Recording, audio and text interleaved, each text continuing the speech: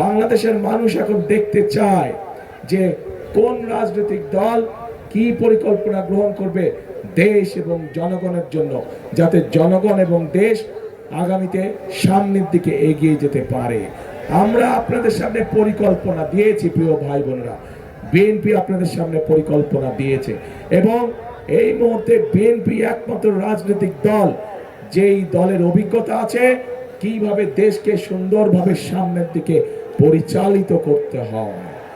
BNP ছাড়া এই মুহূর্তে বাংলাদেশকে সঠিকভাবে পরিচালনা করতে পারে অভিজ্ঞতা সম্পন্ন এরকম কোন রাজনৈতিক দল নেই।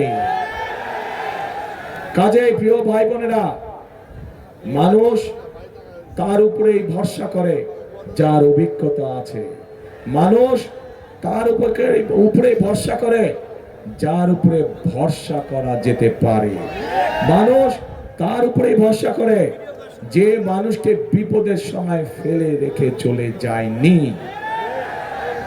এবং এই সব গুণ একমাত্র বিএনপির ভিতরেই আছে প্রিয় ভাই বোনেরা।